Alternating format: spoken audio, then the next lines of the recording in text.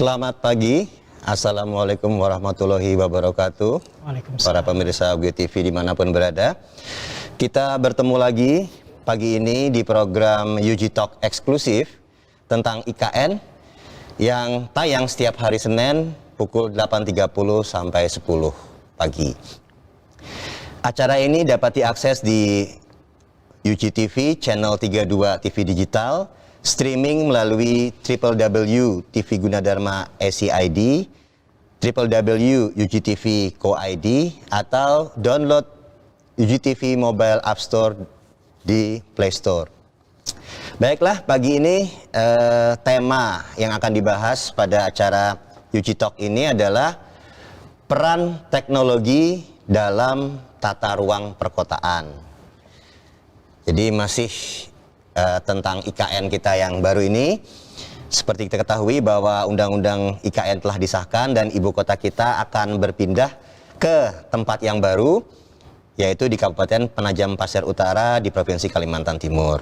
Nah, salah satu perencanaan kawasan inti pusat pemerintahan di sana adalah Smart City yang modern dan bertaraf internasional. Jadi pilarnya ada 3. Nah, pilar ketiganya itu adalah Smart City yang modern dan bertaraf internasional. Baik, Smart City atau biasa disebut dengan kota cerdas adalah kota yang dapat mengelola berbagai sumber daya secara efektif dan efisien untuk menyelesaikan berbagai tantangan kota menggunakan solusi inovatif, integratif, dan berkelanjutan. Jadi kata kuncinya untuk Smart City itu ada 3. Inovatif, terintegrasi, dan berkelanjutan. Nah, secara umum Smart City memiliki 3 lingkup atau domain, yaitu Smart Environment, Smart Economy, dan Smart Society. Smart City memerlukan upaya inovatif yang tinggi untuk menyelesaikan beberapa tantangan perkotaan. Nah, solusi yang paling banyak digunakan adalah penggunaan teknologi informasi dan komunikasi. Misalnya Internet of Things, Big Data, Artificial Intelligence, dan lain-lain. Oke. Berkenaan dengan itu, pada talk show pagi ini kita kedatangan 2 pakar teknologi. Nah, ini sudah hadir di studio bersama saya. Yang satu langsung, yang satu melalui Zoom. Oke, kita sapa yang jauh dulu. Yang pertama dari Bandung melalui Zoom adalah Bapak Dr. Eng Muhammad Doni Kurniawan STMT. Beliau adalah pakar Building Science dari ITB. Selamat pagi Pak Doni.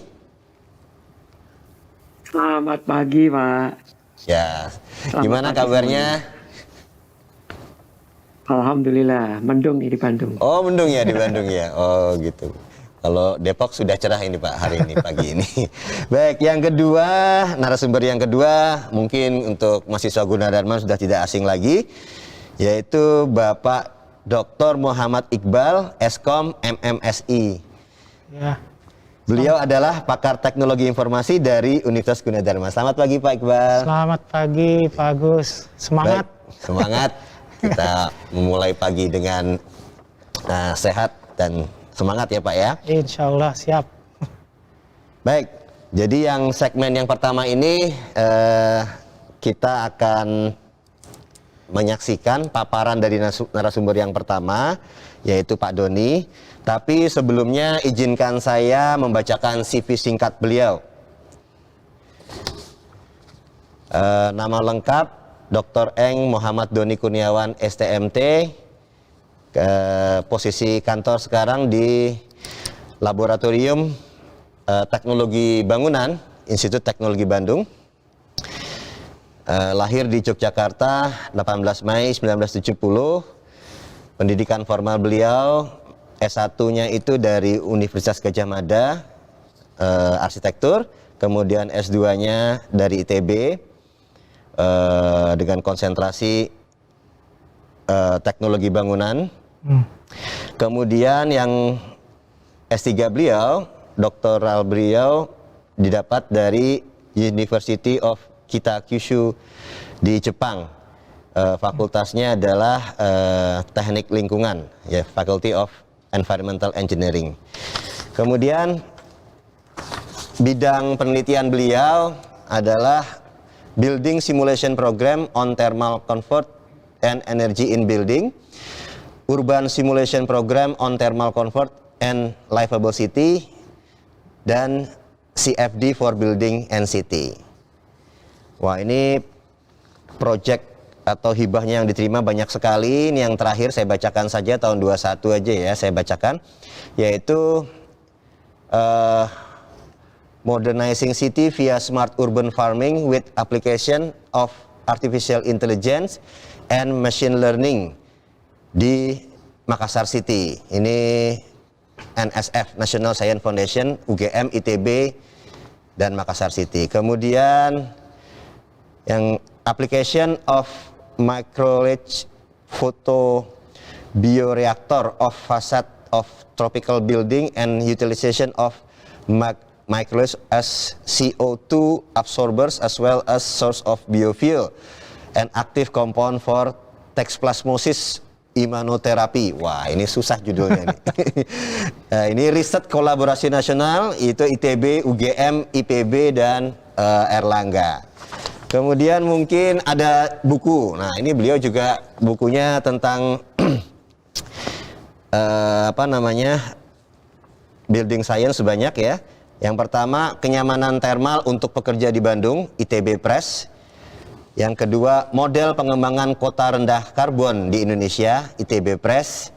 Dan yang ketiga, perancangan kota berbasis iklim, ITB Press juga.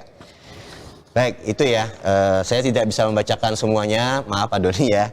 Karena ini ada saya megang 6 lembar, nggak mungkin saya bacakan semua. Baik, untuk mempersingkat waktu, saya persilakan Pak Doni untuk mempresentasikan materinya. Silakan Pak Doni. Baik, terima kasih Pak Agus atas perkenalannya, dan Pak Iqbal, selamat pagi Pak. Pagi Pak Kita Doni. berjalan ya ini ya.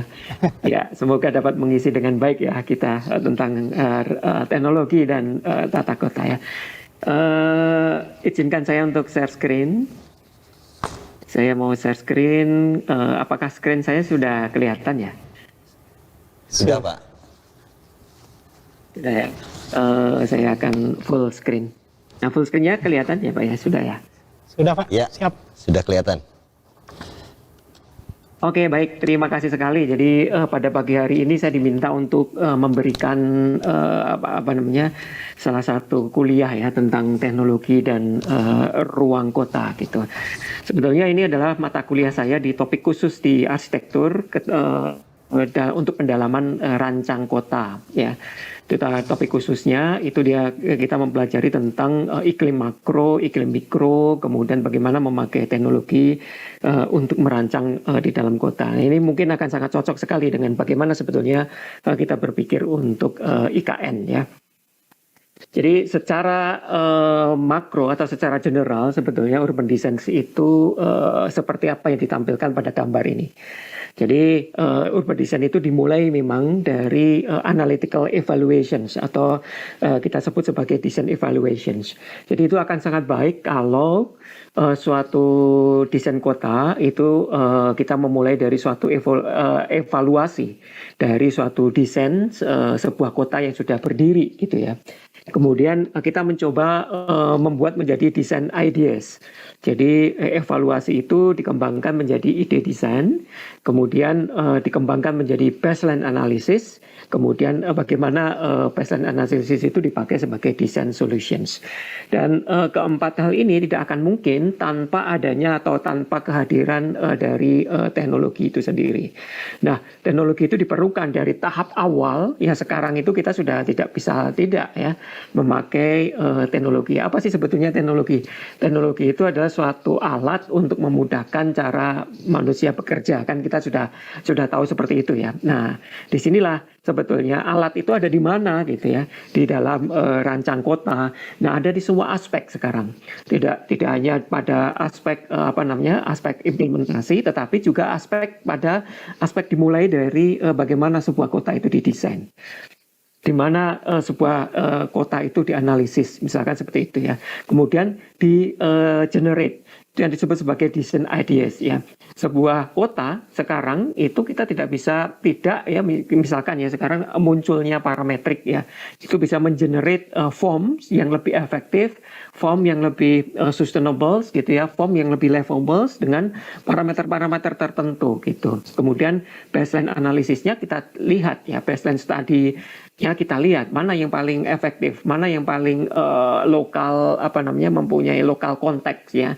Nah, IKN ini lokal konteksnya adalah sesuatu yang bersifat rimba atau sesuatu yang bersifat hutan. Makanya tagline dari IKN itu kan kota rimba ya, atau kota yang berbasis hutan gitu. Ini menurut saya sangat menarik sekali. Kemudian kita akan menemukan design solution. Tentunya design solution itu adalah pilihan ya. Tidak bisa semuanya dipilih, tetapi semuanya harus menjadi parameter-parameter mana yang menjadi konteks itu menjadi penting. Disitulah sebetulnya design development itu dikembangkan seperti itu ya. Lebih rinci lagi ya, diungkapkan di dalam Urban Planning, Information Technology and Artificial Intelligence, the Theory of Evaluations di dalam Urban Design itu bahwa sebuah kota atau rancang kota itu dimulai dari politik ya, political unit. Political unit itu bisa dibagi menjadi beberapa hal. Individual, kemudian ada family building users, kemudian ada local group, ada local authority, bahkan sampai ke governance gitu ya. Nah, ini saling apakah itu dimulai dari bottom up atau dimulai top down gitu. Nah, turunan dari political units itu adalah build forms. Build form itu dimulai dari suatu ruang dalam suatu bangunan gitu ya. Kemudian bangunan itu sendiri, kemudian kompleks dari bangunan atau bangunan area dari suatu bangunan, kemudian kota, bahkan sampai kepada regionals ya, metropolitan regionals. Kemudian build form itu membentuk urban space atau ruang kota ya. Nah, di situ ada courtyard, ada street, square, kemudian ada quarter, kemudian ada city, dan ada metropolitan regional. Nah, dari tiga hal ini itu yang disebut sebagai force-based design ya. Jadi semuanya itu dimulai dari suatu yang menentukan bagaimana sebuah kota itu dimulai dari suatu isu gitu kan. Isunya apakah itu isu politik, baik itu dari individu atau dari government, kemudian mengubah apa yang disebut sebagai urban space. Nah, design activity itu dimulai dari sesuatu yang sangat kecil sampai sesuatu yang sangat-sangat besar, dan semuanya memerlukan teknologi. Nah, disitulah sebetulnya bagaimana kita mengartikan bahwa teknologi sebagai alat untuk mempermudah kegiatan manusia, baik itu kegiatan desain ya sampai kegiatan detailing, itu sangat diperlukan sekali di dalam bagaimana orang beraktivitas ya di sini. Nah, kalau menurut reviewing design process teoris tentang architecture, urban design and planning teoris, itu mengatakan bahwa ada explicit knowledge dan ada implicit knowledge, di mana designers itu berada pada implicit knowledge ya. Di inverse-nya atau lawannya itu adalah bagaimana designers itu mengetahui tentang understand environment, atau mengetahui bagaimana desainer itu meletakkan dirinya pada lingkungannya atau konteks lingkungannya. Nah, ini penting banget ya. Nah, itu berbeda sekali dengan engineers dan scientists, di mana engineer dan scientist itu dia mengetahui tentang explicit knowledge, bagaimana sebuah teknologi itu bisa diungkapkan atau bisa dipakai ya oleh engineers ataupun oleh scientist ya, yang dipakai untuk apa? Untuk manusia itu sendiri ya, mempermudah bagaimana tools atau mempermudah bagaimana suatu alat itu dipakai untuk kegiatan manusia sehari-hari ya. Nah, kalau dalam hal ini kita berbicara tentang desain, berarti kita berbicara tentang bagaimana desainer itu memakai alat untuk mempermudah membuat alat atau membuat suatu ruang itu menjadi lebih efisien atau lebih efektif gitu. Jadi kita bisa mengetahui perbedaannya ya di sini ya, designers, engineers. Nah, ini Pak Iqbal ini termasuk di dalamnya adalah scientist dan engineers ya, di mana teknologi itu sangat berperan sekali.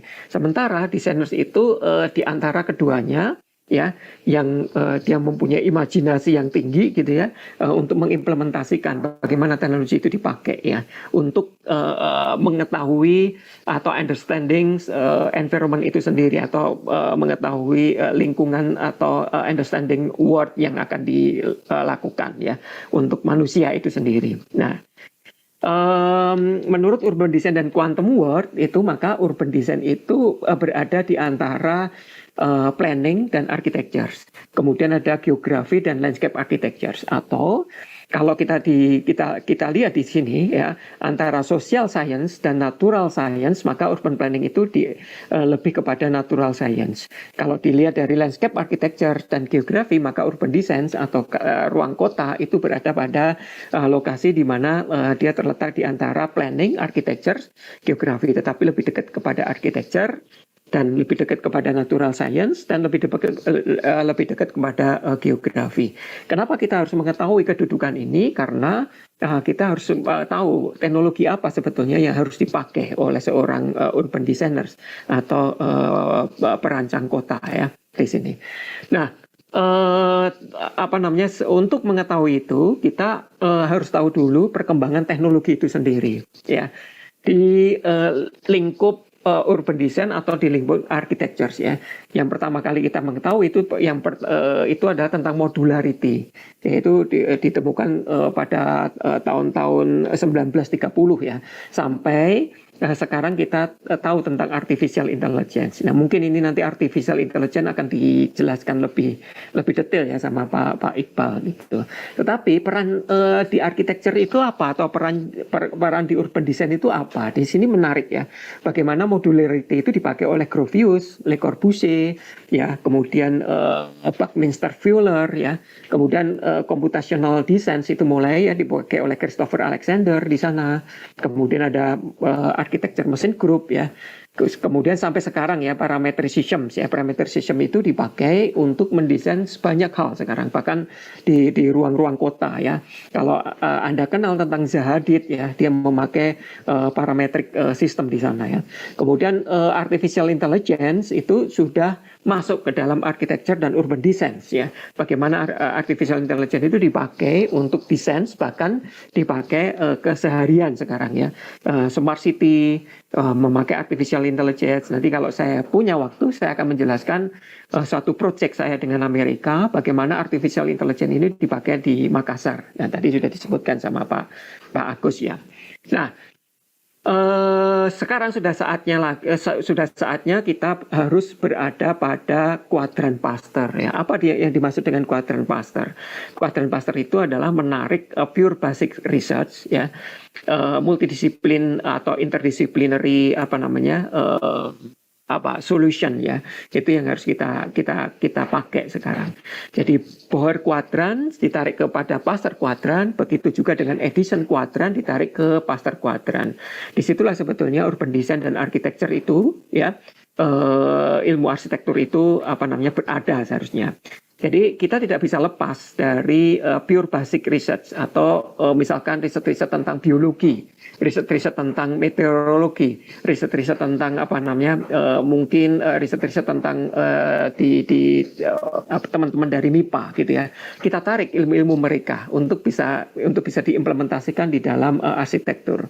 Tetapi kita tidak bisa pure applied research karena tidak ada basicnya ya. Kita mencoba atau disebut sebagai Edison Quadrant itu tadi ya. Nah, kita mencoba Edison Quadrant ini yang pure implementasi gitu ya. Itu ditarik ke atas menjadi Pasteur Quadrant sehingga ada reasonnya. Disitulah sebetulnya bagaimana peran teknologi di antara kedua kuadran ini berperan di antara bagaimana desain itu diciptakan atau menciptakan sesuatu, menciptakan ruang, menciptakan spasial dan lain sebagainya gitu. Nah, ini adalah suatu level interdisciplinary bagaimana teknologi itu seharusnya dipakai ya.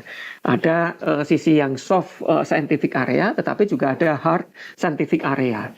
Humanities, social science itu adalah soft scientific area, tapi ada technical science, natural science, health science, agricultural, and veterinary science itu hard scientific area. Nah, itu kalau kita menggabungkan antara satu dengan halnya yang lain itu yang disebut sebagai interdisciplinary yang tadi saya sebutkan. Bagaimana sebetulnya Pasteur Quadrant itu berperan di sana. Kemudian kita sudah melalui big data ya sekarang. Jadi data itu sudah kita bisa dapatkan dari mana saja, bahkan dari internet ya, data tentang microclimate ya. Data itu bisa dipakai. Sebetulnya big data itu dipakai untuk apa? Itu dipakai untuk lebih kepada faster, better decision making. Jadi tidak bisa tidak ya sekarang government itu atau smart city itu memakai big data analitik untuk apa? Lebih mempercepat, kemudian lebih memperbaiki bagaimana sebuah policy itu diambil gitu. Jadi kita tidak bisa tidak melepaskan ini. Kemudian untuk mendapatkan new product dan new services. Jadi dari big data kita bisa mengetahui, setelah mengetahui policy yang tepat, policy yang lebih baik gitu ya. Kemudian produk atau service itu bisa diberikan kepada masyarakat gitu ya.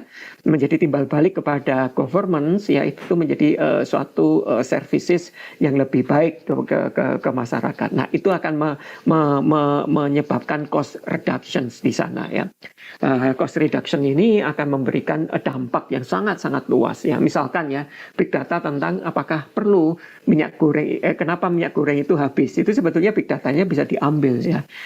Big datanya, sehingga policy-policy tentang minyak goreng itu sebetulnya ya bisa dipakai. Nah, itu sebetulnya salah satu bagaimana artificial intelligence atau big data analysis itu mempunyai peran. Tapi sayangnya big data tentang tentang siapa pemakai minyak goreng, kemudian berapa minyak goreng diproduksi dan lain sebagainya, itu sangat membentuk bagaimana sebetulnya distribusi minyak goreng atau polusi minyak goreng itu bisa diambil. Nah, itu sangat berkaitan sekali dengan urban design ya. Bagaimana mendistribusikan, ternyata di sana distribusinya kurang, bagaimana saya bisa mendistribusikan itu, apakah perlu pabrik di sana. Nah, itu kan salah satu bagaimana membuat komersial area tentang distributor minyak goreng itu bisa dipakai gitu ya. Big data itu bisa dikumpulkan dan ini menjadi suatu yang kita sebut sebagai design proses ya. Jadi big data itu kalau dulu ya itu black box ya, data itu tersebar sedemikian rupa, kemudian kita ambil aja, kemudian ya sudah kita menjadi design proses ya.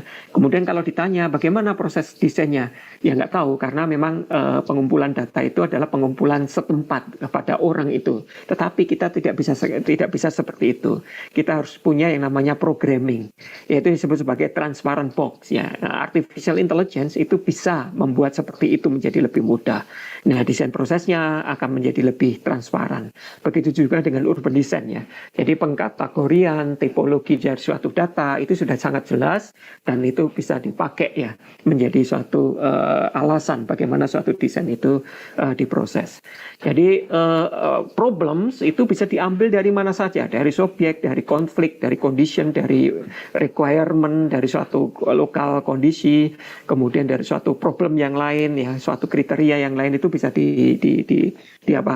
digabungkan, kemudian menjadi suatu isu yang bisa menjadi suatu teknologi. Nah, dari hal tersebut maka kita bisa mengetahui bagaimana kita memakai ICT dan artificial intelligence ya, information communication technology dan artificial intelligence itu di dalam ruang-ruang kota.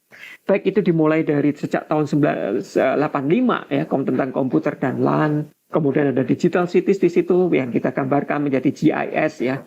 GIS itu dipakai untuk government dan sebuah forms ya, yaitu memakai kemudian lebih lanjut lagi intelligent city sampai kepada smart city yang sekarang ya.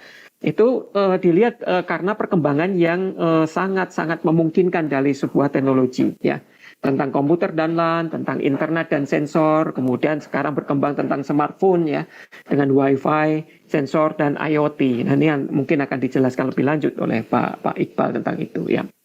Jadi ada real space dan ada cyberspace. Nah, sekarang kita misalkan ya di Facebook itu sudah mengembangkan tentang cyberspace ya, metaverse yang ada di sana.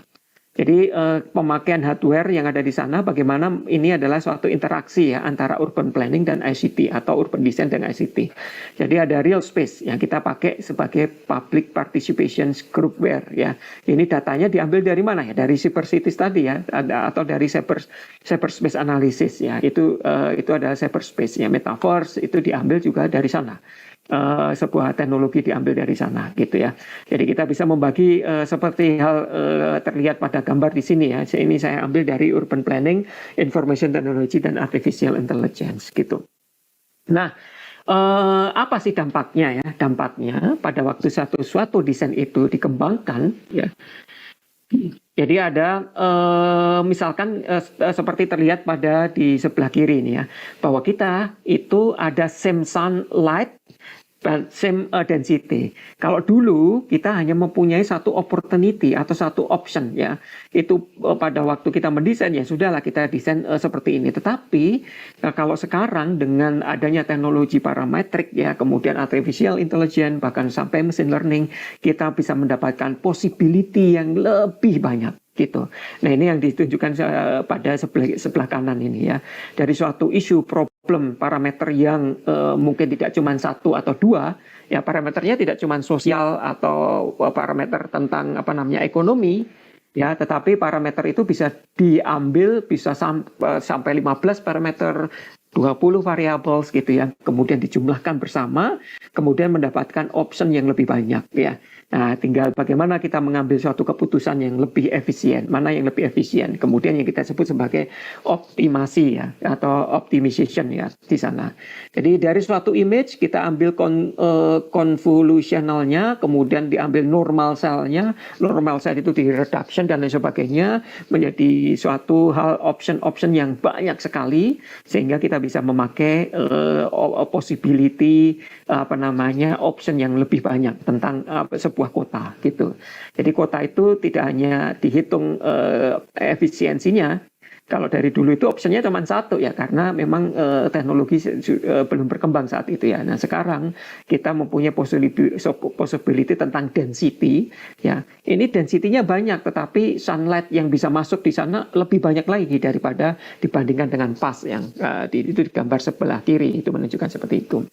Nah ini ya parameter yang kita lihat nih, ada sunlight, ada privacy, ada relation dan lain sebagainya. Itu bisa dianggap sebagai sebuah isu atau problem gitu ya. Kemudian tadi kita sebutkan sebagai evaluation criteria, kemudian dilakukan algoritma parameterization ya, mendapatkan solusi itu menjadi program menjadi suatu desain, baik itu di arsitektur ataupun di urban design ya. Jadi ada yang kita sebut sebagai impossible mental phenomena dan comfort preference atau desire dan beauty gitu. Tinggal mana policy yang akan kita ambil untuk lokal konteks yang ada di sana. Nah ini bisa sangat memungkinkan di sana. Jadi kalau kita lihat ada 5 kriteria bagaimana artificial intelligence itu mengubah cara hidup ya, terutama di spasial seperti urban design dan arsitektur ya. Bahwa artificial intelligence itu mengubah basic kita mendesain gitu ya. Kemudian parametric architecture atau parametric urban design itu akan menjadi common ya, di kedepannya akan menjadi suatu hal yang biasa. Nah ini kalau misalkan kita tidak menguasai tentang ini, maka kita akan kita tidak bisa bersaing selanjutnya. Kemudian construction will become much easier dan faster ya. Jadi pembangunan suatu kota itu akan menjadi lebih mudah kedepannya. Bahkan ada 3D printer ya sekarang ya, 3D printer untuk sebuah bangunan, 3D printer untuk sebuah bahkan kota ya, mungkin kedepannya akan bisa sampai ke sana. Kemudian berkembangnya smart city ya di semua tempat. Nah bahkan di Indonesia itu sekarang sudah ada kebijakan untuk membuat 100 sampai 1000 smart city di sebuah kota. Bahkan ada smart rural ya, sekarang dikembangkan di sana. Kemudian artificial intelligence itu akan mengubah cara pandang bagaimana kita memakai rumah gitu ya.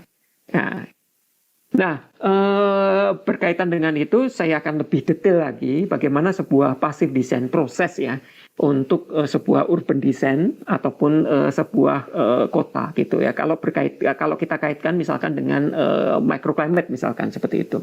Jadi ada satu data, climate data di sana, di mana ini adalah big data yang kita bisa ambil di internet, yang kita bisa ambil di manapun saat ini berada ya. Data itu bisa kita olah, kemudian kita analisis, kemudian softwarenya itu sudah sangat-sangat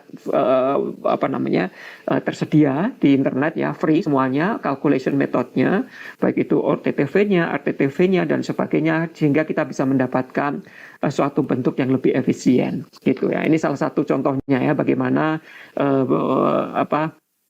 mahasiswa saya ya di orang urban design dan arsitektur itu berkolaborasi menciptakan suatu lokasi yang efisien ya, efisien terhadap climate sensitive urban design ya, efisien sehingga ruang-ruang kota, ruang-ruang di luar bangunan itu bisa dipakai menjadi lebih nyaman ya untuk orang tropis. Saat ini kan kita merasa panas kalau ke luar bangunan ya.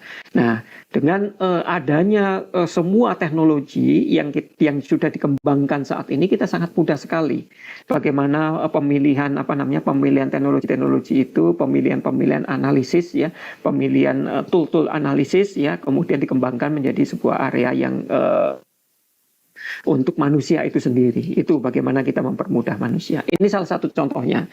Ini free ya, kita memakai suatu tools untuk mengembangkan bagaimana kalau ada suatu bangunan itu dikembangkan di sana. Bagaimana dampak terhadap bangunan yang lain. Bagaimana dampak terhadap ruang luar ya yang ada di sana gitu ya. Ini kalkulasinya seperti ini sehingga kita bisa mendapatkan kenyamanan thermal atau kenyamanan iklim mikro ya untuk sebuah kota di sana. Nah, ini sebetulnya pada proses desain itu sangat-sangat memungkinkan sekali. Nah, IKN itu kita bisa hitung misalkan kebutuhan airnya, kemudian bagaimana air itu mengenerate di reuse ataupun di recycle ya, kemudian dipakai lagi. Dan itu bisa dihitung dengan itu.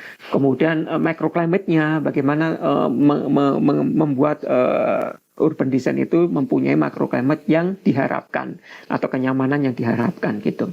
Ini contoh yang lain itu bagaimana sebuah bangunan itu ya mempunyai dampak ya apabila saya berada di antara bangunan-bangunan tinggi di situ gitu ya. Ini dampaknya kita bisa melihat ini matahari ya, panasnya ada di mana, kemudian ini di daerah tropis, kebetulan ini adalah Jakarta yang waktu itu kami hitung gitu ya.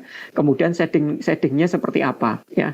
Nah, kita bisa mendapatkan dan itu bisa kita hitung dan kita bisa mendapatkan suatu angka-angka yang kemudian dianalisis, kemudian bangunan ini tinggi yang diharapkan itu berapa.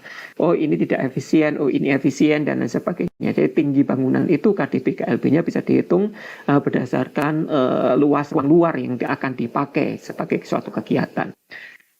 Ini parametrik ya. Kalau tadi lebih sifatnya adalah manual, kalau ini sudah bagaimana parametrik itu dipakai ya di dalam suatu urban design gitu ya. Nah, weather data di sana, masa bangunan di situ, kemudian kita memakai optimasi ya, itu Galapagos ya, kemudian memakai variabel-variabel yang kita hitung sehingga kita bisa mendapatkan suatu varian bangunan ya, satu bangunan. Dari situ saya mendapatkan suatu teori yang ini saya kembangkan di buku saya tentang bagaimana merancang kota yang rendah energi dan low carbon. Itu ada 4 yang harus dikembangkan kalau kita menerapkan suatu teknologi ya. Di situ ada building design yang harus kita kembangkan ya. Kemudian ada master planning, ini berkaitan dengan urban design. Kemudian ada community system planning dan ada transport system planning. Nah, yang lainnya itu adalah kecil-kecil bagaimana sebuah teori itu bisa dikembangkan. Misalkan ya building design itu berkaitan dengan electricity demand atau energy demand gitu ya. Tapi kalau kita berbicara tentang electricity demand itu sangat berkaitan dengan urban structure sebetulnya ya. Bagaimana sebuah bangunan itu sebagai bangunan hijau, kalau dia selfish, dia terlalu mengandalkan bangunan itu adalah bangunan hijau sendiri, maka urban structure-nya harus dirubah sedemikian rupa gitu. Ini ada Maaf Pak Doni, waktunya sudah habis Pak Doni. Jadi urban form itu harus harus dipakai dengan sustainable ya, rangkaian sustainable. Ada economic performance, ada social Maaf saya menyela Pak Doni, apakah bisa mendengar? Kalau economic performance bekerja dengan social contributions, maka fairness yang terjadi di sana ya.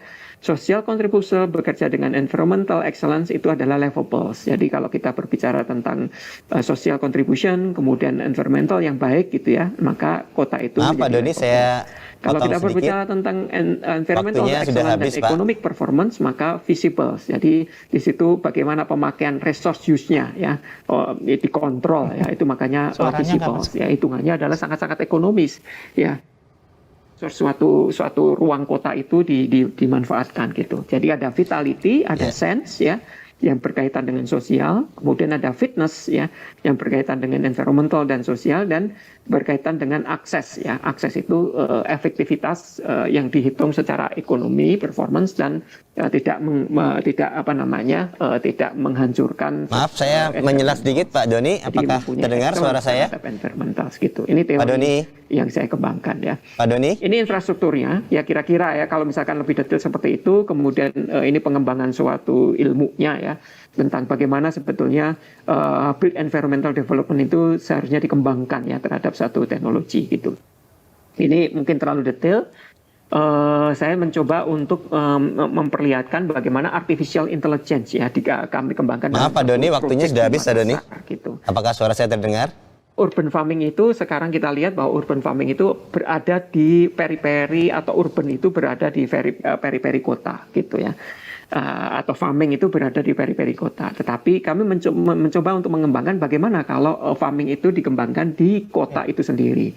Jadi kami mengembangkan farming itu berada pada lorong-lorong dan bahkan rumah-rumah penduduk gitu. Nah, untuk itu sebetulnya teknologi artificial itu harus diperlukan.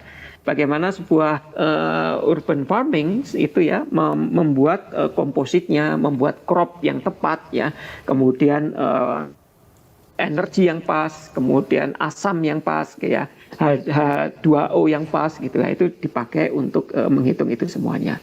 Ya. Nah, filosofinya itu adalah seperti filosofi manusia ya terhadap sel ya.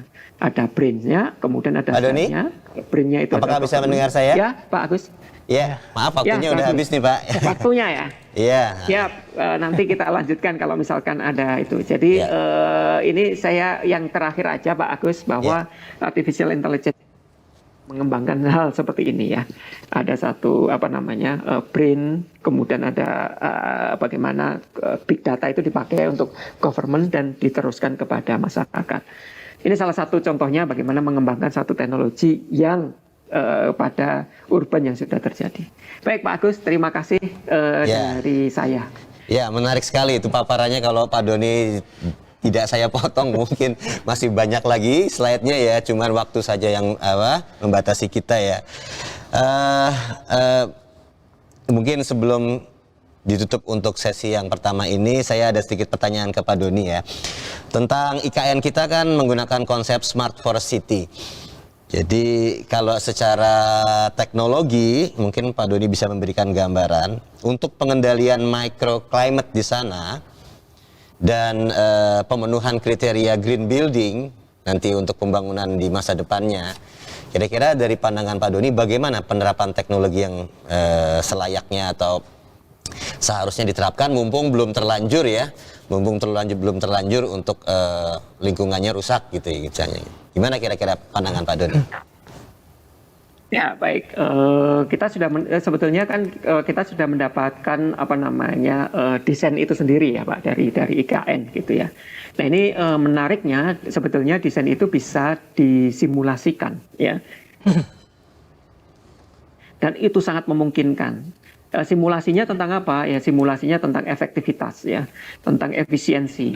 Kalau misalkan kita berbicara tentang microclimate, maka kita bisa mensimulasikan tentang microclimate untuk kota itu, sehingga kita bisa mendapatkan KLB yang tepat, KDB yang tepat gitu ya. KLB yang tepat dan KDB yang tepat itu sangat memungkinkan bagaimana mengatur microclimate. Salah satu contohnya adalah Masdar City yang ada di Dubai ya.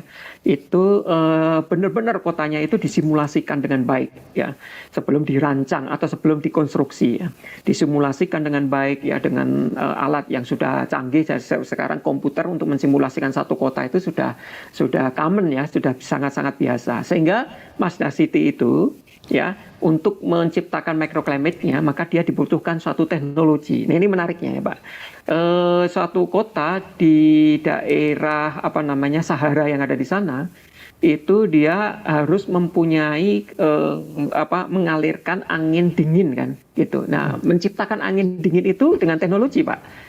Jadi dia menciptakan suatu stack effect untuk kota. Jadi stack effect itu tidak hanya stack effect untuk rumah, tetapi stack effect itu dipakai untuk kota. Jadi stack effect itu adalah membuat perbedaan panas dingin atau membuat perbedaan tekanan tinggi dan tekanan rendah pada suatu kota untuk mengalirkan angin. Kalau angin itu sudah mengalir, maka diciptakanlah daerah-daerah dingin di sana. Keuntungannya di IKN itu adalah dia sudah punya forest kan ya. Nah, itu forest itu atau rimba itu harus dimanfaatkan sebetul-betulnya. Ya, ini ada satu penelitian S3 dari mahasiswa saya itu tentang park cooling distance. Jadi menciptakan suatu park atau suatu open space gitu ya di ruang kota ya untuk mengenerate Untuk mengenerate angin dingin yang bisa masuk ke dalam kota atau mendinginkan kota. Kalau di Tokyo itu untuk memasukkan angin itu dari laut, Pak. Dan itu butuh sampai UDGL-nya ya, UDGL-nya itu dihitung sedemikian rupa bagaimana angin laut itu bisa penetrasi ke dalam kota sampai 60 kilo. Itu sampai segitu dan itu disimulasikan. Seperti itu, Pak. Ya, jadi peran teknologinya itu peran di desain dan peran diimplementasi gitu. Ya. Berarti memang perencanaannya harus benar-benar dibuat simulasinya secara tahap per tahap pembangunan itu tidak langsung gitu. Betul, ya Pak ya. Dan teknologi sangat memungkinkan untuk itu ya. Ya. Baik para pemirsa, sangat memungkinkan. Ya. Baik para pemirsa, demikian tadi paparan dan penjelasan dari Pak Doni. Ya, dengan ini berarti segmen pertama acara UG Talk ini sudah berakhir. Kita akan lanjutkan ke segmen kedua dengan paparan yang tidak kalah menarik dari Pak Iqbal. Jangan kemana-mana, tetaplah bersama kami.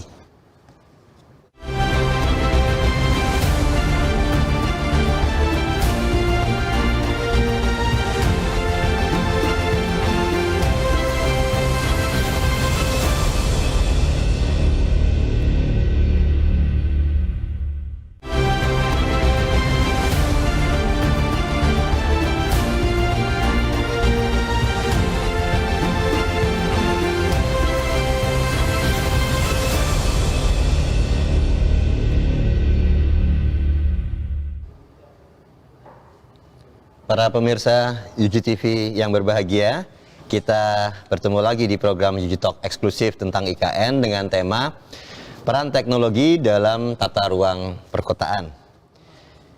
UG TV dapat diakses melalui channel 32 TV digital, streaming melalui www.tvgunadarma.id, www.ugtv.co.id, atau download UG TV Mobile di App Store dan Play Store. Pada segmen yang kedua ini, kita akan menyampaikan, mempersilahkan paparan dari narasumber kita yang kedua, yaitu Bapak Iqbal. Tapi sebelum beliau menyampaikan paparan, mungkin saya bacakan dulu sedikit tentang CV beliau. Nama lengkap narasumber kita ini adalah Dr. Muhammad Iqbal, Eskom, MMSI. Lahir di Bogor 31 Desember 75. Wah, masih muda ini, Pak. Masih. Alhamdulillah. Sekarang ini dosen dan peneliti di Universitas Gunadarma sekaligus sebagai Dewan Kota Cerdas Depok. Wah. Cocok ini untuk pembahasan Smart City ya. Riwayat pendidikan beliau S1 jurusan Teknik Komputer di Universitas Gunadarma, S2 Sistem Informasi Bisnis di Universitas Gunadarma. S3-nya tentang Computer Vision di Université de Bourgogne, Prancis. Tahun 2011 ya Pak ya. Ya. Kemudian banyak ini CV-nya, cuman saya bacakan sedikit-sedikit aja ya. Tentang pengalaman penelitian beliau, ini saya ambil yang terakhir aja lah. Pertama, tahun 2021 ini tentang penerapan sistem monitoring kondisi fisik tanaman sayuran tomat dengan pemanfaatan deep learning pada sistem taman hidroponik. Kemudian ini penelitian unggulan perguruan tinggi tentang rencana bangun sistem rekonstruksi 3D jalan dan lingkungan pada simulator berkendara berbasis teknologi eye tracking untuk aplikasi penempatan display ergonomis. Dan kemudian ada juga rancang bangun sistem deteksi otomatis berbasis video dan web untuk menghitung dan mengklasifikasi kendaraan pada jalan bebas hambatan. Wah, ini aplikasi teknologi pada perkotaan sebenarnya beliau banyak juga gitu ya. Baik, itu aja kira-kira perkenalan singkat kita kepada Pak Iqbal. Sekarang saya persilakan Pak Iqbal untuk menyampaikan paparan. Silakan Pak. Terima kasih Pak Agus. Terima kasih juga Pak Doni tadi ya, sangat mencerahkan saya terkait dengan urban planning ya, suatu pengetahuan yang bagi saya yang dari basisnya teknologi informasi ini suatu yang baru bagi saya ya. Nah, alhamdulillah hari ini insya Allah saya akan mencoba ya memulai dengan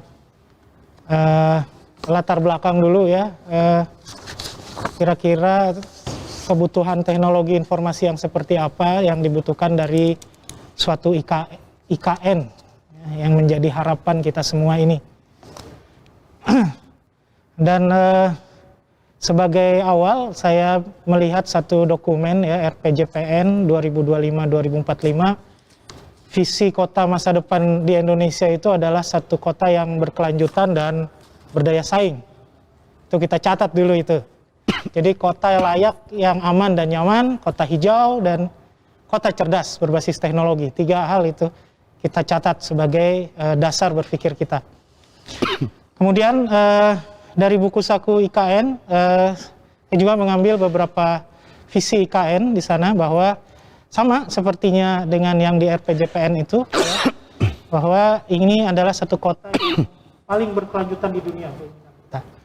Tetap bisa menyampaikan simbol identitas bangsa dan kemudian bisa jadi penggerak ekonomi. Nah, itu juga kita catat sebagai landasan berpikir kita.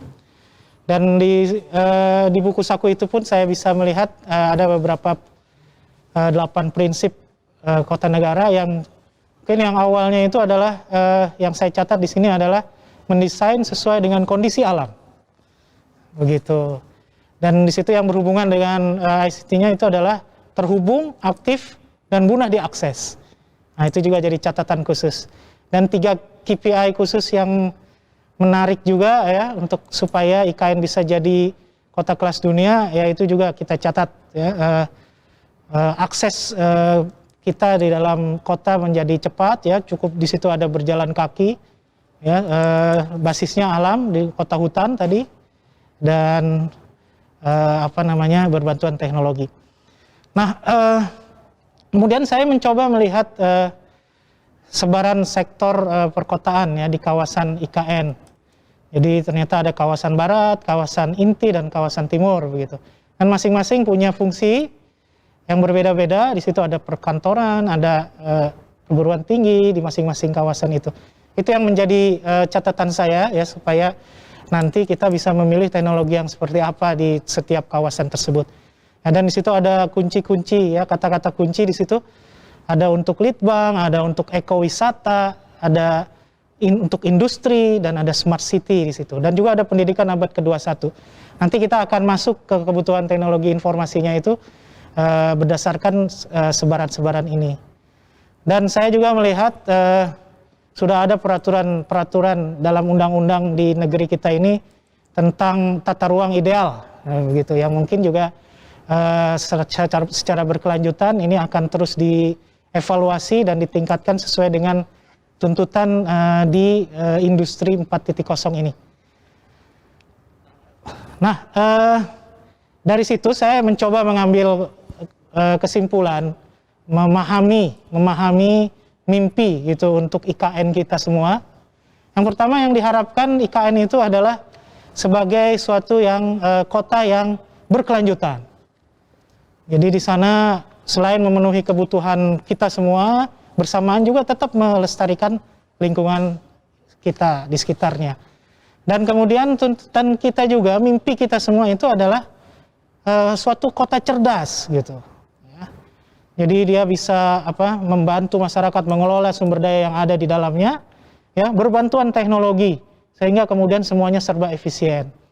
Dan kemudian mimpi selanjutnya adalah kita ingin membuat kota yang hijau, kota hijau, ya, di mana terjadi siklus tertutup ya, pemanfaatan air, energi limbah dan seterusnya tetap menyehatkan bagi kita semua ya, jadi ekologikal tetap terjaga dan sebagainya. Dan yang mimpi selanjutnya kota kita itu adalah menjadi kota yang livable city, kota yang nyaman untuk tempat tinggal dan juga sebagai tempat beraktivitas sehari-hari. Nah, berdasarkan pola-pola pikir inilah kemudian kira-kira saya sambungkan ke solusi teknologi informasinya seperti apa begitu. Nah, karena IKN-nya belum ada gitu, jadi mungkin solusi yang pertama yang kita bisa berikan itu adalah dukungan untuk pra pembangunan begitu. Kan ada penyiapan. Tadi Pak Doni sudah menyampaikan ada sesuatu evaluasi baik iklim, alamnya begitu. Ya, kita bisa, kalau di dalam teknologi informasi kita bisa memanfaatkan beberapa alat seperti misalnya saya tuliskan di situ ada drone, ada georadar dan mungkin ada beberapa alat lainnya yang saya juga belum tahu, Pak. Jadi kita sih tinggal melihat apa fungsinya, sensor itu akan mengambil data apa, ya kemudian nanti kita akan sesuaikan datanya, biasanya seperti itu. Nah, drone ini juga sekarang sudah sangat luar biasa. Drone itu kameranya sudah tadinya mungkin satu spektrum kamera saja, misalnya cahaya tampak. Sekarang sudah ada multispektral kamera. Jadi dia bisa menangkap bahkan unsur-unsur hara yang ada di tanah dan sebagainya begitu. Dan mungkin kalau untuk urusan yang ada di dalam bumi kita pakai georadar. Itu ada satu alat lagi yang data-datanya itu kita bisa olah menggunakan teknologi informasi. Nah, kemudian yang harus disokong juga oleh teknologi informasi adalah penyiapan sumber-sumber energi, karena nanti begitu beroperasi penuh semua teknologi informasi di smart city nanti, kita perlu sumber-sumber energi yang ada gitu. Ya, mungkin di sini ada dua saja yang penting di sini ya, saya tuliskan. Yang lain juga ini masih karena keterbatasan ilmu saya begitu, karena ini ilmu lingkungan begitu. Yang jelas di sini ada dua sistem yang cukup luar biasa dan sudah banyak dipakai di dunia ya, yaitu smart grid untuk energi listrik, kemudian juga smart water management system sebagai sumber energi yang lainnya juga ya, dan kebutuhan juga, kalau kebutuhan minum, kebutuhan banyak hal, kalau air itu manusia perlu air gitu. Dan tentu saja ya sumber-sumber energi ya, sumber-sumber pendukung kehidupan kita ini harus kita pastikan ya, untuk bisa segala macamnya nanti supaya bisa berjalan lancar. Dan kemudian yang selanjutnya adalah kita melakukan penyiapan sarana-sarana komunikasi. Itu juga tentu saja harus menggunakan survei yang cukup akurat sehingga kita bisa harus menempatkan berbagai macam antena-antena atau penyebaran informasi atau teknologi-teknologi telekomunikasi yang ada. Apakah lewat satelit, fiber optik, atau wireless yang lainnya. Nah, ini sebagai gambaran suatu smart grid ya. Jadi mulai dari sumber listriknya diolah menjadi menjadi listrik ya. Bisa dari solar cell, mungkin juga yang menjadi perhatian kita karena kita ini negara yang ada di daerah tropis ya, solar cell itu juga kita bisa kembangkan industrinya, mungkin kita kuatkan sendiri gitu supaya tidak tergantung bahan-bahan solar cell-nya itu dari luar negeri terus begitu. Karena kita cukup banyak banjir matahari gitu, tapi belum digunakan sebaik mungkin. Ya di sana ada macam-macam lagi. Ada hydroelectricity, ada thermal, terutama gas bumi ya yang ada di bawah itu juga bisa kita manfaatkan. Nah proses ini mulai dari generation of electricity, proses transmisi, distribusi, dan akhirnya sampai ke konsumen itu harus ada pengolahan yang sangat baik, dan itu kita lakukan pakai teknologi informasi. Kemudian juga ini sebagai gambaran smart water management system, begitu juga untuk kebutuhan air ini mulai dari sumber air, kemudian pipanya, perpipaan, dan kemudian distribusinya, ya, dan di ujung itu tentu saja ada meter untuk mengukur penggunaan air, bisa termasuk juga pendistribusian yang cukup. Kadang-kadang kalau kita salah menggunakan pompa misalnya, akhirnya air tidak terdistribusi dengan baik gitu. Nah, baik. Selanjutnya adalah apa yang kita siapkan. Nah, setelah pembangunan kita tentu saja ada smart city. Nah, smart city ini kalau di Indonesia kita pakai ada 4 elemen: smart government, economy, branding, society, people, ya, living, dan environment. Nah, ini harus dilengkapi dengan adanya smart data center, ya, ada smart integration, dan kemudian juga ada smart collaboration. Ya, dua tambahan ini, ya, 3 tambahan inilah yang menjadi daya dukung sehingga semuanya bisa berjalan dengan baik. Ini saya kumpulkan beberapa aplikasi dasar tentang smart city yang kita bisa menjadi solusi, ya. Kita jadi pilihan-pilihan solusi untuk diterapkan nanti di kota cerdas, ya. Ini 3 elemen yang pertama, dan yang ini adalah 3 elemen yang selanjutnya.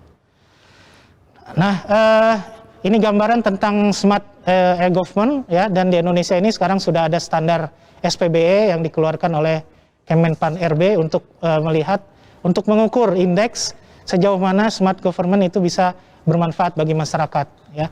Nah, setelah kita bicara kotanya, ya, saya ingin masuk ke wilayah bangunan-bangunannya. Tentu saja nanti tuntutannya adalah bangunan yang cerdas, apakah itu rumah ataupun gedung-gedung begitu. Ya, jadi ini beberapa kawasan pemukiman itu kenapa harus smart, ya, karena tuntutannya tadi hemat energi, ya, dan lain sebagainya. Ya, dan ini kebutuhan fitur-fitur yang dibutuhkan dalam smart home dan smart building, ya, selain keamanan juga kenyamanan bagi keluarga dan juga energi saving, ya. Dan ada 2 level otomatisasi berdasarkan berbasis IT ini, ada yang namanya user driven service, ya, langsung dilaksanakan oleh user, ya, ataupun sekarang bisa juga dikombinasikan dengan IoT driven service, ya, secara otomatisasi menggunakan sensor. Ya, dan ini ada 2 yang kita bisa temukan, yang ada yang home, ya, untuk rumah-rumah kecil, dan ada juga yang building, yang untuk rumah-rumah gedung-gedung besar. Ini sebagai gambaran, dan ini adalah bentuk penyatuan semua kendali di dalam satu IT, gitu ya, teknologi IT. Dan ini juga tentang jaringan informasinya, ya, gambaran jaringan informasi yang bisa diterapkan pada smart building. Nah, ini juga sebagai contoh arsitektur dari smart buildingnya, ya. Dan sekarang yang namanya smart building itu harus terintegrasi dengan smart city, ya. Jadi prosesnya setiap hal yang tempat tinggal kita itu, ya, bisa berkoordinasi langsung dengan sistem kota secara keseluruhan, ya. Nah, setelah kita bicara tempat tinggal, maka tuntutan dari kota yang cerdas itu adalah bagaimana kemudian kita bisa menyediakan smart school atau smart campus begitu. Smart school untuk yang pendidikan awal, kemudian smart campus untuk yang lebih tinggi. Prosesnya ini mirip-mirip, ya, cuma memang tujuan-tujuan pendidikannya ada sedikit berbeda. Tapi dukungan IT di sini, ya, sudah sangat canggih, apalagi kita selama 2 tahun terakhir dipaksa untuk melakukan e-learning dan ada proses transformasi digital dalam pendidikan begitu. Ya, ini ada beberapa model yang sudah bisa diterapkan dari platform. Ini saya ambil dari Pak Suhono yang dari ITB, ya. Dan ini sebagai gambaran bagaimana mulai dari belajar mengajar, risetnya, ya komunitas servisnya, administrasi sampai focus of knowledge areanya dari kampus-kampus yang sekarang sudah sampai ke wilayah smart campus ya. Nah, ini juga gambar bagaimana fitur-fitur dalam smart campus yang makin ke bawah, semakin otomatisasi itu ya, lokasi, waktu, resources, konteks itu semakin tidak terbatas begitu. Ya, dan ini sebagai contoh saja gambaran ada smart classroom yang dilengkapi dengan perangkat-perangkat yang dibutuhkan. Nah, yang penting selanjutnya setelah selesai urusan sekolah, di kota nanti mestinya ada pengaturan tentang smart mobility. Ini yang biasanya berhubungan dengan intelligent transportation system. Ya, ini banyak hal yang bisa dibahas, nanti mungkin kalau memang harus didalami ya kita dalami lebih lanjut. Jadi itu ya tentang ini ya, karena nanti masalah yang berhubungan dengan transportasi itu mulai dari orang pejalan kaki, naik sepeda, sampai transportasi umum, sampai mobil-mobil pribadi kalau memang tetap dibutuhkan atau ini ya biasanya. Nah, selanjutnya ini juga ada ya smart agriculture. Smart agriculture atau sekarang dalam istilah precision farming. Ternyata begitu saya dalami di satu tahun setengah terakhir ini, aspek-aspek teknologi canggih yang ada di industri 4 tuh udah harus masuk juga ke smart agriculture. Sehingga kita bisa menciptakan makanan-makanan untuk masyarakat itu dengan presisi, dengan cepat gitu. Dan saya sudah tuliskan juga di situ ya, yang kita lihat di sini sama-sama ya, ada IoT, ada drone dan seterusnya. Itu campur tangan semua ke wilayah smart agriculture ini. Ya, jadi memang sangat selaras sekali perkembangan industri 4 dengan pertanian 4 ini ya. Sehingga sekarang kemudian pertanian 4 ini bisa menyiapkan dari sawah atau dari kebun sampai siap ke piring makan begitu. Ya, proses-proses ini dengan bantuan teknologi informasi. Dan juga kita jangan lupakan ada smart tourism, karena ini berbasisnya hutan, tentu saja banyak ekowisata yang ada di sana nantinya. Makanya kemudian kita juga harus mencoba memikirkan bagaimana ya sensor yang kita pasang di tempat-tempat wisata gitu. Ya, ke komunikasi, Internet of Things dan big data itu akan mendukung sarana untuk memudahkan para turis tadi dan memberikan pengalaman-pengalaman baru pada turis gitu. Di 2 tahun yang lalu saya juga membuat satu sensor untuk ekowisata untuk forest healing gitu. Jadi kita mencoba mencari hutan yang kira-kira bisa cocok dengan forest healing. Ya, saya membuat sensor ya, ada beberapa 5 sensor yang bisa mendeteksi kira-kira ini suatu tempat cocok nggak bisa kita pakai untuk ekowisata tapi untuk healing, untuk penyembuhan. Ya, jadi ini ada smart tourism tentu saja ya. Ini bisa kita dalami juga lebih lanjut bagaimana. Dan yang bagian terakhir adalah smart manufacturing. Tadi dari kawasan-kawasan yang dibagi di dalam kota baru ini, IKN ini, ternyata ada wilayah-wilayah industri. Tentu saja industri yang nanti harus dibangun di sana adalah industri yang smart manufacturing gitu. Ya, di situ ada smart factory dan juga nanti akan nyambung dengan smart grid yang ada di dalam kota tersebut begitu. Sehingga kemudian ini menjadi layanan menyeluruh ya, mulai dari bawah ya sampai ke wilayah yang strategis. Dan ternyata saya temukan di dalam satu dokumen di sini ya, bahwa kesehatan dan keberlanjutan suatu smart manufacturing ini ternyata tidak bisa juga kita lepaskan dari IoT lagi gitu, big data lagi, dan kemudian smart system lagi. Nah, smart system ini masuk artificial intelligence salah satunya. Jadi apa-apa yang key kunci yang ada di dalam industri 4.0 itu ada selalu nih di dalam proses pengembangan IKN ini ya. Nah, ini sebagai contoh aja gambaran, ada ISA 95 sebagai standar smart manufacturing yang bisa kita menjadikan solusi bagi IKN. Dan ini beberapa contoh ya dari arsitektur ini, kita bisa lihat beberapa contoh sistem informasi yang kita terapkan di dalam smart manufacturing ya. Nah, jadi itu mungkin yang saya sampaikan. Mudah-mudahan ini menjadi gambaran awal, karena kalau kita masuk lebih lanjut lagi ke masing-masing itu, kita perlu sesi-sesi yang lebih detail untuk itu. Insya Allah mudah-mudahan bisa disambung di lain kesempatan. Begitu. Baik. Pak Agus. Ya, menarik sekali ya paparan dari Pak Iqbal. Jadi bagaimana fenomena IT sudah masuk ke semua bidang, gitu ya, di dalam kehidupan manusia. Ini saya ada beberapa pertanyaan nih Pak Iqbal nih. Silakan. Terkait dengan IKN dan penjelasan Pak Iqbal. Tadi kan dijelaskan bahwa ada bagaimana sistem smart grid di perkotaan seperti itu.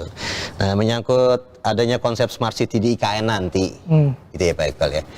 Kira-kira ini perlu investasi Pak? Betul. Ke arah situ.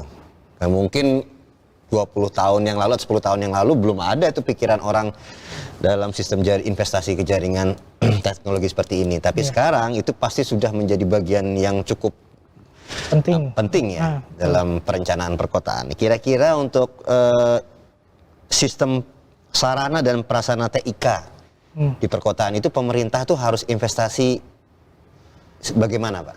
Atau seperti apa? Ya.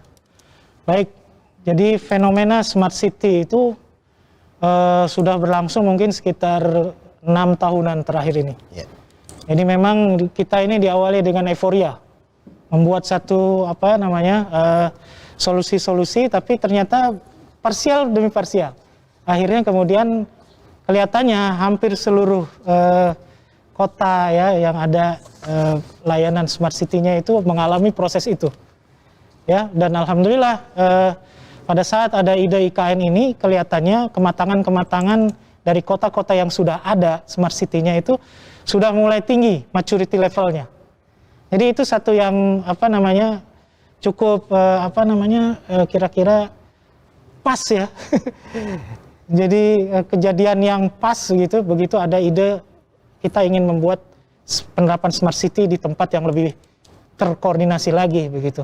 Jadi pengalaman-pengalaman smart city yang sudah ada ini kita bisa gabung, dan sekarang ada indeks, salah satunya misalnya ya indeks SPBE yang dikeluarkan oleh Kemenpan RB untuk mengukur sejauh mana satu sistem di smart city itu cukup membantu masyarakat kan begitu ya. SPBE itu sistem pemerintahan berbasis elektronik. Itu baru sisi e-gov-nya aja ya, electronic government-nya.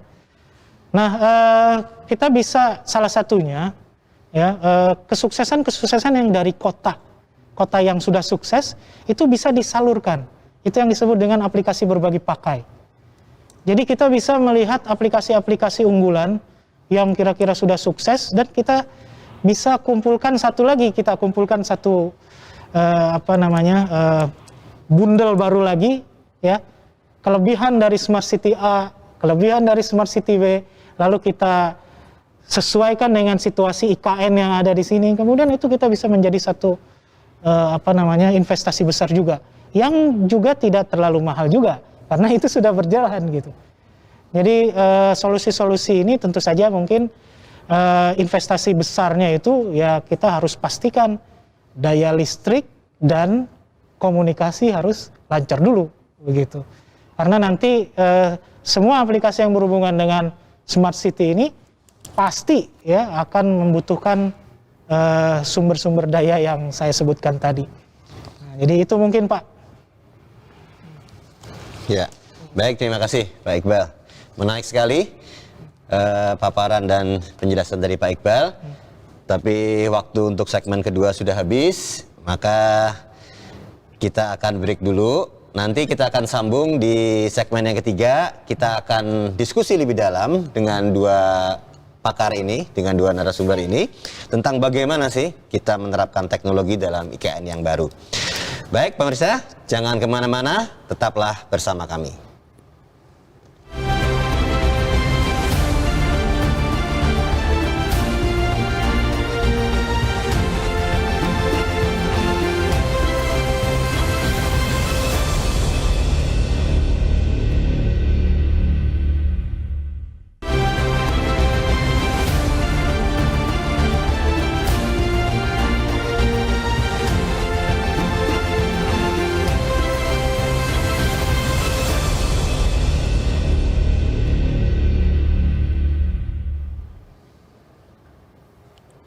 para pemirsa UG TV.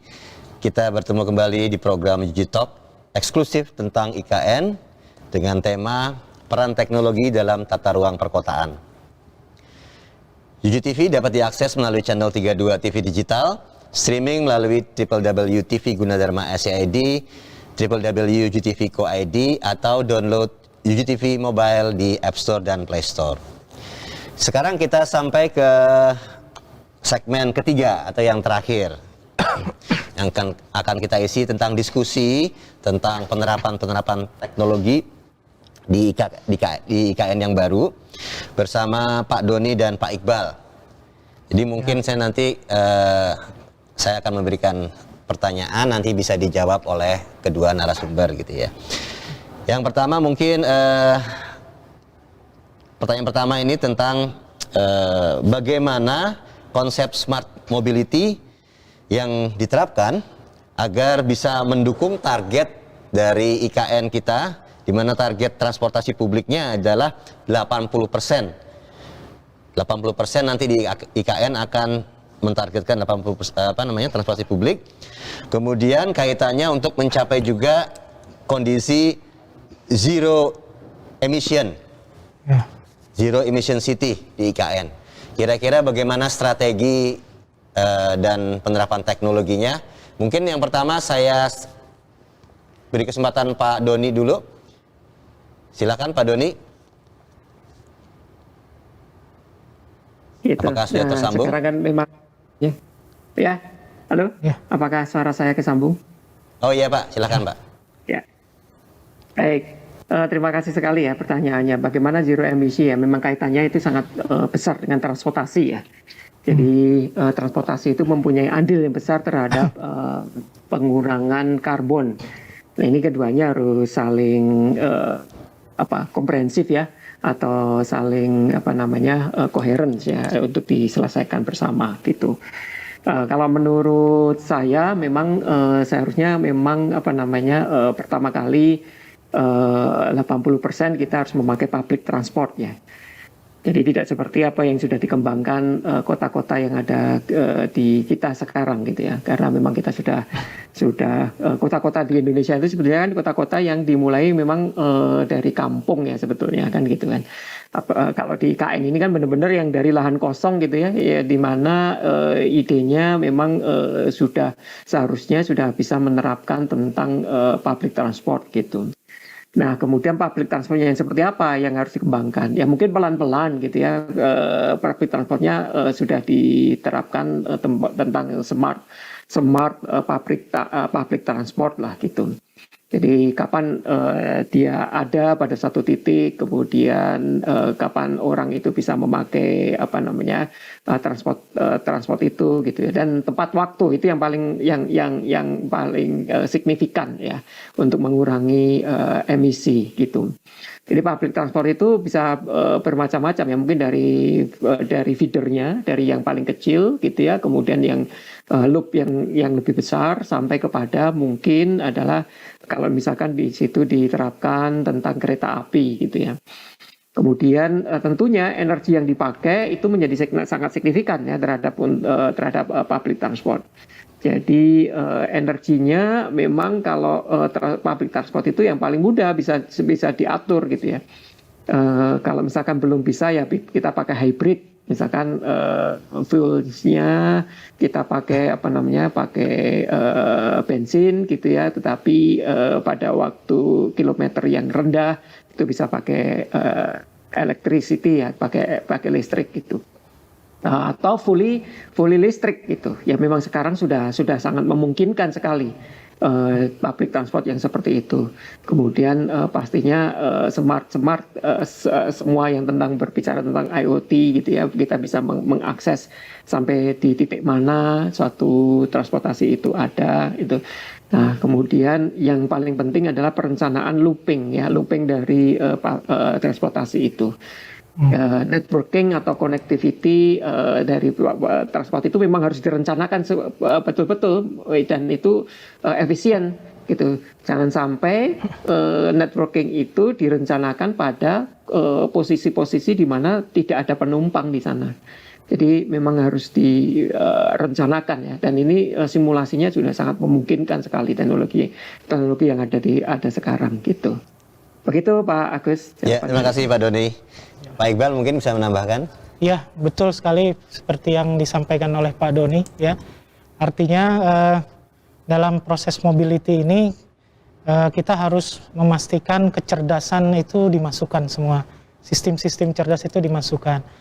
Tadi untuk mendapatkan efisiensi terkait dengan misalnya mulai dari kita masukkan ke vehicles-nya atau kendaraan-kendaraannya. Ya, udah ada beberapa solusi yang bisa mendeteksi mesin itu sudah sampai mana gitu situasi terakhirnya. Jadi sekarang mesin-mesin sudah dipasangi sensor yang kemudian kalau sudah waktunya penggantian ya sudah dia memberikan informasi itu. Sehingga tidak sampai berlarut-larut sampai rusaknya jadi tidak bisa lagi diperbaiki ya seperti dengan cara tradisional biasanya kayak begitu kan gitu. Kalau masih jalan nggak usah diperbaiki gitu. Jadi dari mobilnya atau dari kendaraan publik transportnya itu juga dalam perawatannya kita harus masukkan scheduling perawatan dan seterusnya di dalam sistem yang cerdas. Dan terutama juga dari pola-pola pergerakannya gitu ada informasi-informasi yang kita ambil juga supaya bisa menginformasikan pada penumpang, kepada supir begitu.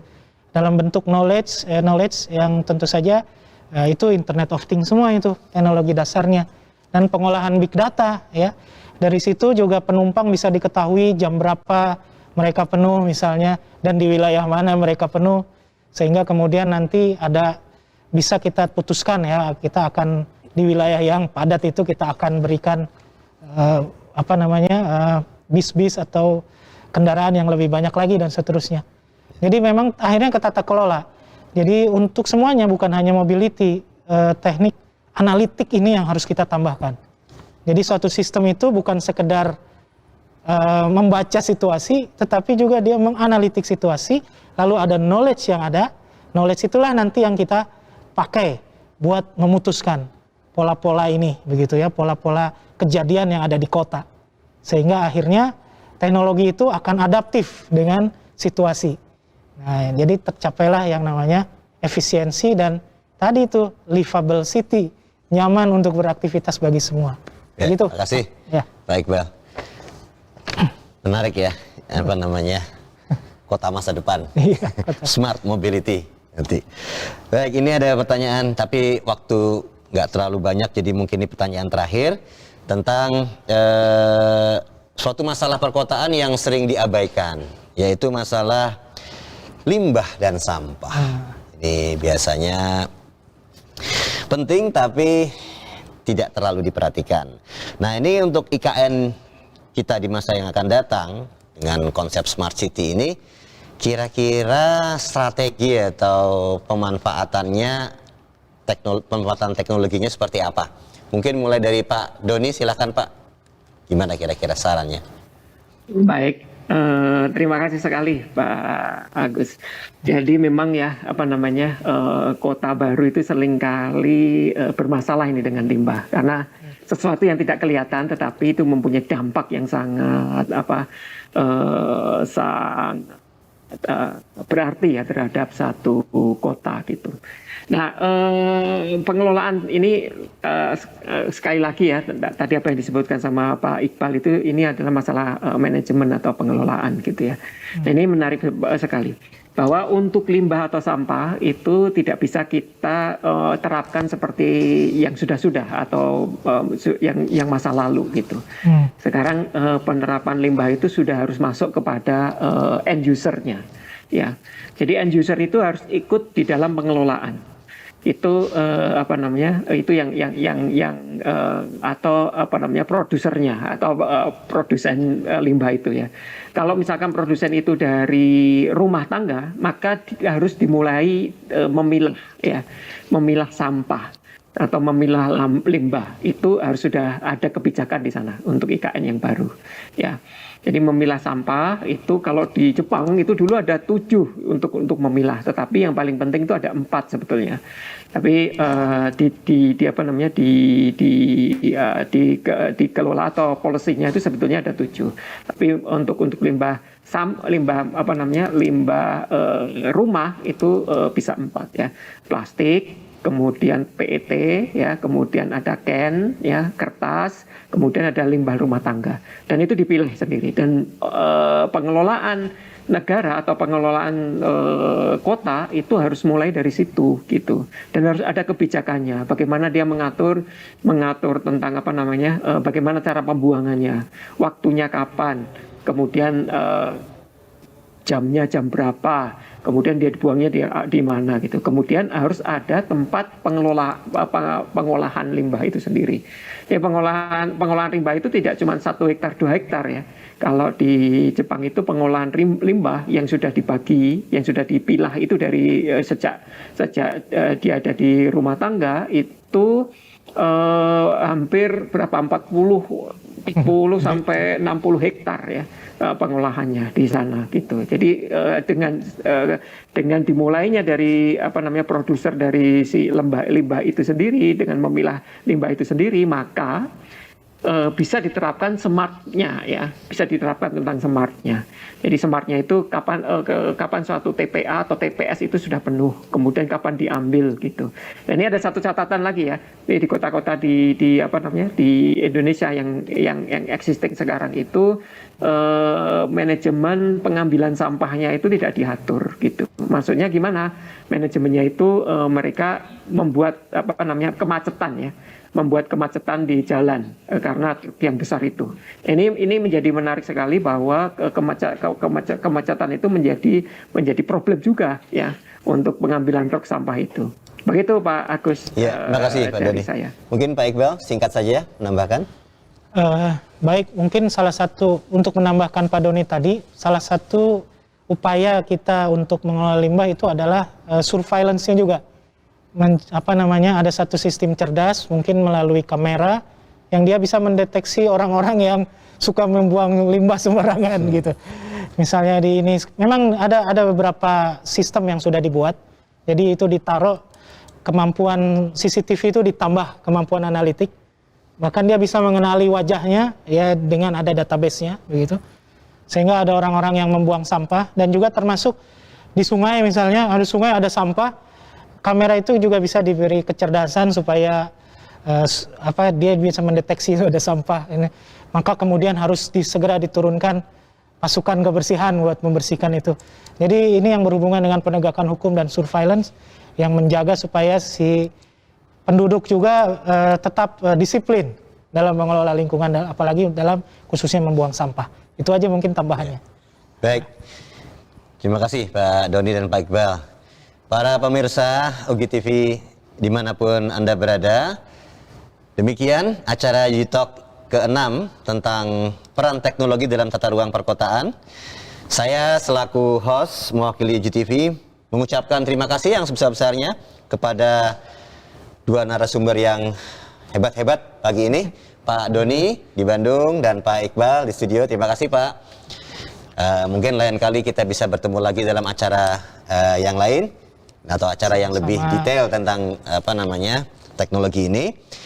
Acara UGI eksklusif IKN dengan tema lain dapat Anda saksikan lagi di hari Senin depan jam 8.30 sampai 10.00 melalui UGI TV, channel 32 TV digital, streaming melalui www.tv Gunadarma SCID, www.ugitv.co.id, dan download UGI TV mobile di App Store dan Play Store.